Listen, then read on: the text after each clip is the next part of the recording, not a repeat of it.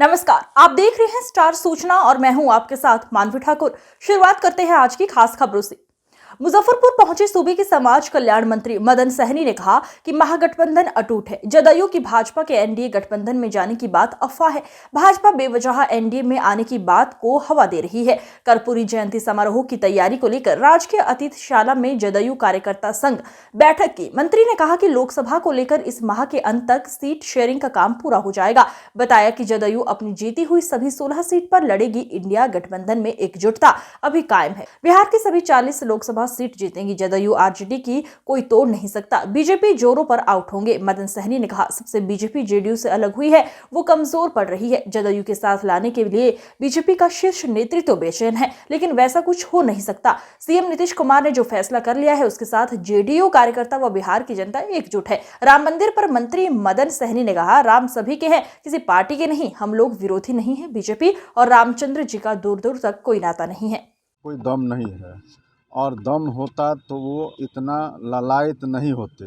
आज भी उनका मन कहाँ है हम लोग समझ रहे हैं। आज भी वो यह चाह रहे हैं कि नीतीश कुमार जी उनके साथ आ जाए, और इसीलिए भारतीय जनता पार्टी के तमाम नेता हम लोग को आपस में जो है कहीं ना कहीं भड़काने का, लोगों को मैसेज देने का काम कर रहे हैं, जबकि हमारा गठबंधन एकजुट है। और आप यह समझ लीजिए कि जो 2024 में चुनाव होगा, इंडिया गठबंधन सभी लोग एकजुट होकर के लड़ेंगे और 40 का 40 सीट इंडिया गठबंधन जीतेगी। और उसमें जो हमारा सीट है जनता दल यू का, आप सबको मालूम है कि 16 सीट पर हम लोग लड़े थे और जीते थे।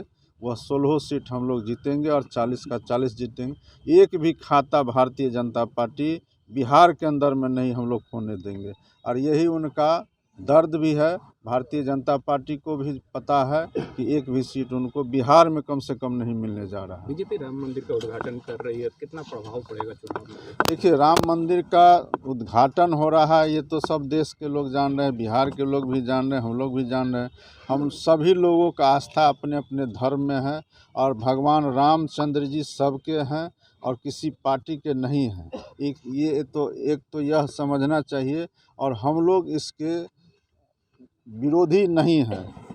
एक जो सबसे बड़ी हम लोग को विनम्र लगता है कि भारतीय जनता पार्टी, खास करके जो माननीय प्रधानमंत्री जी हैं, उनको ऐसा लग रहा है कि रामचंद्र जी को उन्होंने कहीं ना कहीं भारतीय जनता पार्टी से जोड़ करके देख रहे हैं, और लोगों को भी यह मैसेज दे रहे हैं। जबकि भारतीय जनता पार्टी और रामचंद्र जी का कहीं कहीं दूर दूर से कोई नाता नहीं है। बरसों पहले हम लोग व्यक्तिगत रूप से यह कह सकते हैं कि श्री रामचंद्र जी को जो सबसे प्रिय मित्र थे गुहू महाराज जी, वो हमारे पूर्वज थे और हम लोग उसके वंशज हैं। और रामचंद्र जी को जब नाव से पार करने का भी नौबत आया तो केवट ने ही पार करने का काम किया था। हम लोग उस वंशज के लोग हैं। रामचंद्र जी से हम लोग का भी नाता है। सीता माता हम लोग की हैं, बिहार की, मिथिलांचल की। और जो भारतीय जनता पार्टी है उसमें कहीं से भी भारतीय जनता पार्टी का रामचंद्र जी से, माता सीता से कोई नाता नहीं है। ये लोग धर्म के नाम पर अपना काम चला रहे हैं।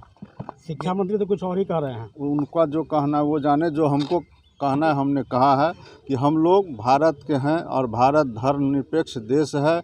जब हम दूसरे के धर्म को आदर करते हैं तो हम सभी लोग अपने धर्म को भी मानेंगे। आज की खबरों में बस इतना ही। देखते रहिए स्टार सूचना। नमस्कार।